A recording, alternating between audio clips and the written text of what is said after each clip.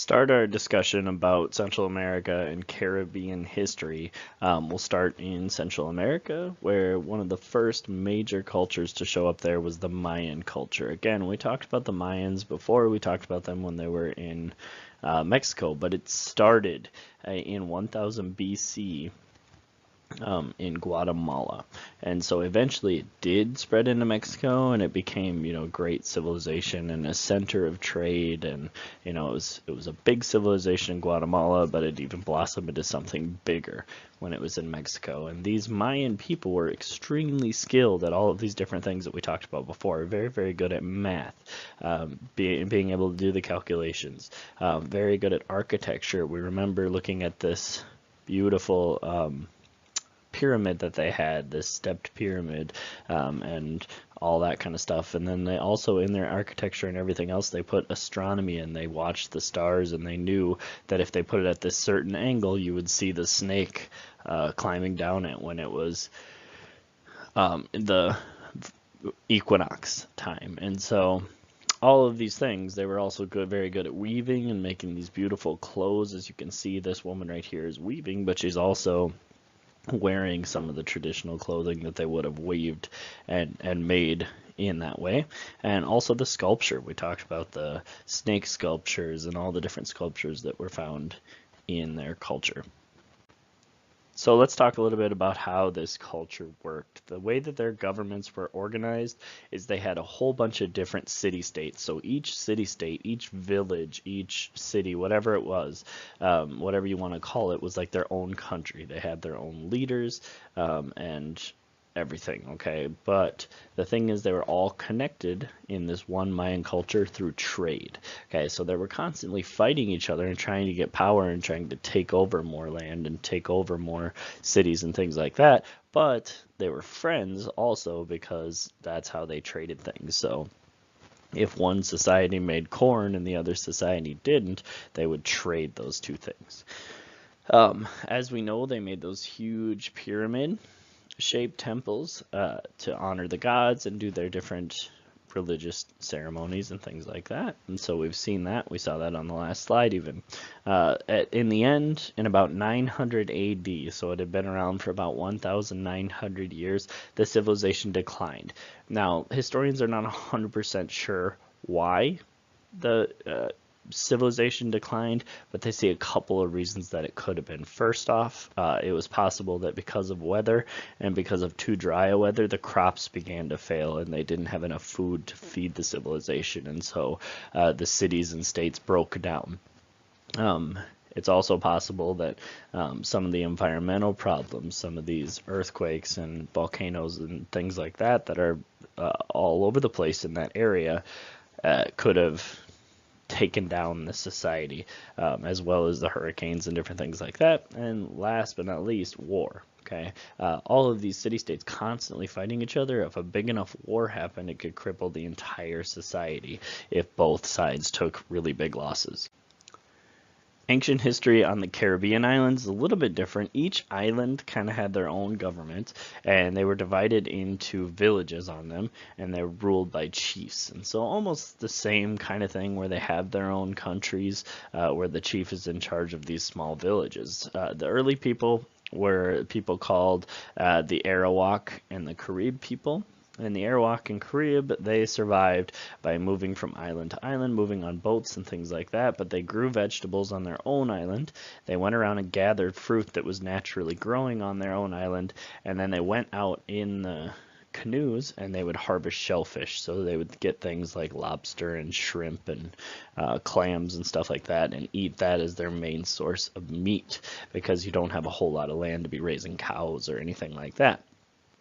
They also got into their canoes and hopped from island to island, trading the things that they made on their island with other villages and other chiefs. Then the Europeans came. Christopher Columbus came across in 1492, and he landed in the Bahamas. So he landed in the Caribbean islands. A lot of people think, oh, he landed in Boston at Plymouth Rock. Nope, that was the Pilgrims. Okay, when Christopher Columbus came over, he first landed in the Bahamas and the islands, and he brought these Europeans to the New World. And so Europeans started to realize this huge area was over there, and there were tons of resources that were basically untouched, as opposed to their own continent, where their resources had been being mined and taken away for hundreds of years already. And so the Europeans started to come over, and they started to come over for a few different reasons, and this is kind of how it worked. They came over to mine the resources, to try and take the stuff, and the big thing they were trying to find was the most valuable thing. They were trying to find gold. And so they came over trying to find gold, and in the process of finding gold, they started to kill the natives to get them out of their way, to battle them if they wanted to fight, or even just accidentally killing them through disease and stuff like that. But they wanted to get gold however they could, and the natives that had gold, they would just kill them to take it. The other thing they did is they started to take those natives on as slaves, the ones that they didn't kill, because it was a pretty common practice in the world back in that time for slavery to be happening, and for you to take defeated opponents and make them your slave. And then in the end, by the end of it, when they realized that there were a lot of resources over there, they thought, well, maybe we shouldn't just worry about the resources. Maybe we should also establish colonies, some permanent places for people to live that still belong to our country. So places, especially Spain in this region, came over and thought, well, now we have this whole new huge area of land where people can go to make a living. And so there were really two categories of Spanish colonists that were coming over. They were trying to do two different things. And some of them were trying to do both, but usually they were kind of separate people. They either wanted to find gold and other riches to become rich, or they wanted to spread Christianity. They wanted to convert people that were not Christians into Christianity, and they used people called missionaries. They were people called missionaries who were going out on a mission to try and change somebody without your religion to your religion. Okay, and so by the 1500s, Spain had completely conquered the area, and the first Spanish colony was created. All right, and a colony, remember, is a group of people living in a new territory that still are connected to a distant state, still connected to Spain way across the ocean. Okay, and it was called the Kingdom of Guatemala. That was the name of the first Spanish colony. And today the Kingdom of Guatemala is Panama, so that's the area. It's that little tiny skinny one on the bottom of Central America that's touching South America. And so the governments of these Spanish colonies were kind of weird, and I'm going to throw some different Spanish words at you. Just make sure you are writing down the definitions for each one. But the people who were the leaders of the Spanish colonies were called viceroys, and viceroys were only allowed to be people that were born in Spain. Okay, so only people born in Spain that were Spanish were allowed to be viceroys of the colonies in the Americas. You couldn't have natives, you couldn't have white people that were born in Central America. It didn't matter, only people that were born in Spain. And so the government started to establish a system and set it up. Okay, their system was called Encomienda, and Encomienda is kind of a crazy system when you hear kind of how it works here. It was a legal system that was set up to control the natives. That's what they wanted to do, was control the Native Americans. And so what they did is they said, either you can give us money, Native Americans, or you have to work. And so they basically said, you're slaves, but you can buy your own freedom. All right. And so it was a slavery type of a thing. But they said, you're going to do this. You're going to give us money, or you're going to work, but we're going to pay you. And how we're going to pay you is we're going to teach you about Christianity. Okay, and so basically saying, us changing you into a faith where you're not going to go to hell at the end of your life is the payment that you get for doing this work, for doing this slavery type work. Soon they even stopped teaching them Christianity, and it just completely fell apart, and it turned into just flat out slavery. And the places where slavery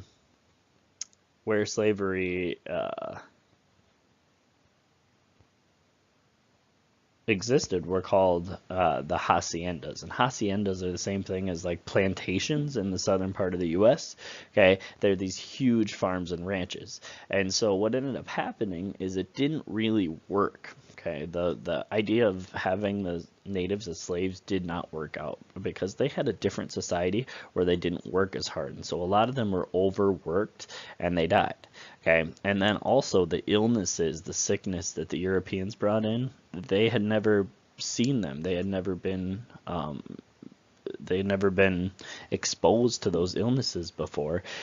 And so a lot of people died from that too. A lot of the natives died from that. And the last thing that happened that was different was their tribe was there. And so the tribe was there, and if you picked someone out of that tribe and made them be a slave, if somebody in your tribe, your brother, your sister, your mom, whatever, okay, got picked out as a slave, your tribe is going to go and fight that person and try and get them back. And so the natives died. The slavery as the natives didn't work. And so they imported African slaves. And sorry, the word didn't show up here, but I'll write it so that you don't forget to put it on there. So they imported African slaves to be the new slaves.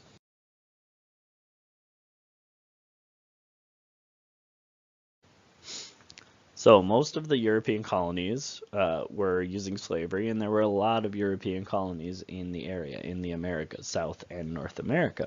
And many of the European colonies ended up growing sugarcane. And sugarcane is, the thing about sugarcane is it works really well, but it grows pretty quick. And so what you have to do is you have a very short period of time where you can actually harvest it. So you need a lot of land to do it, but then you also need a lot of labor, because during that time when you need to harvest it, it's got to be done really, really quick so that the plant doesn't fall apart, doesn't rot. Okay, and so they really definitely needed a lot of African slaves to do this work. And so they took them on, and the way that it worked to get those African slaves over was called the Triangle of Trade. And the Triangle of Trade, I have a picture of it right here, but you can see the white arrow, or the three areas where it went from was the Caribbean, right? And then Europe is up here in this corner, and Africa's right here. Okay, and so it went from Europe to the Caribbean, or Europe to Africa to the Caribbean, Europe to Africa to the Caribbean, just kept going and going and going. And what ended up happening is the raw materials like sugar and molasses and rum and things like that would all be sent from, or on that white arrow, from the Caribbean to Europe. And so all of these, the crops that the slaves were making were being sent to Europe to be used in different ways, whatever, maybe for baking, maybe if the raw materials were gold, it'd be for different things. So all those raw materials would be sent to Europe.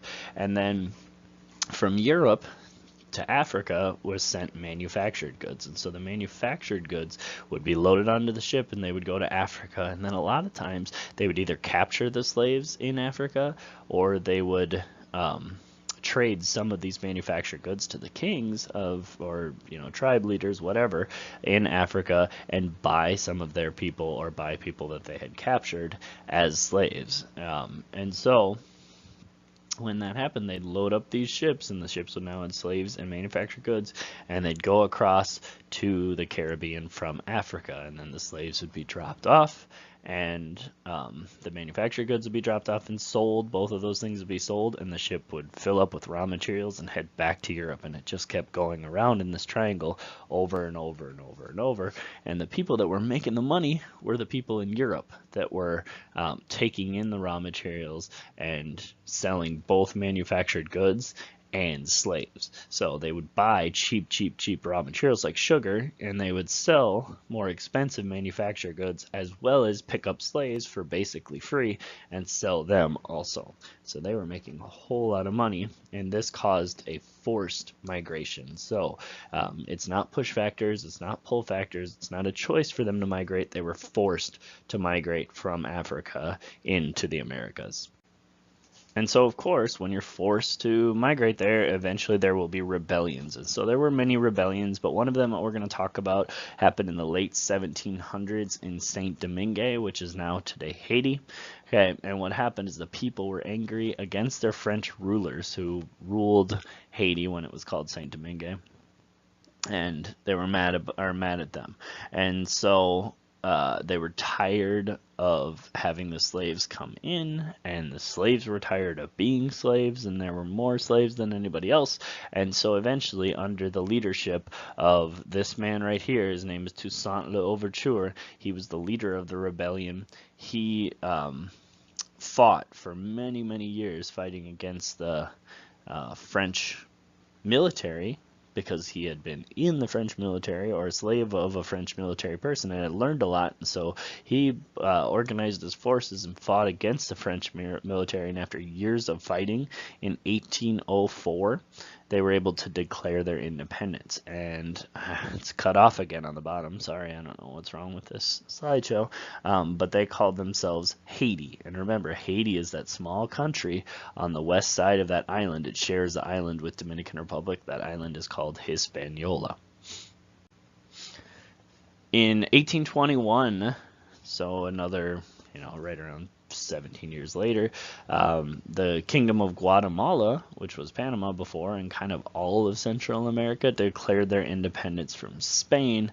And 2 years later, all of Central America was free from Spain. And so they had to decide, how are we going to set up our government? So they decided to try and make it one big country.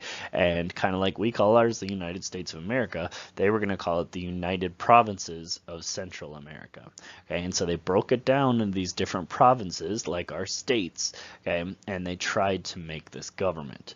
Okay. However, from the very beginning, they struggled over political differences. The people in Panama didn't want the same thing that the people in Yucatan wanted, right? The people in, or over here, number 8, didn't want the same thing that the people over here wanted. And so it was very, very difficult for them to work together as one country. And so what they did is they broke apart into 7 independent republics, which are the countries that we know in Central America today.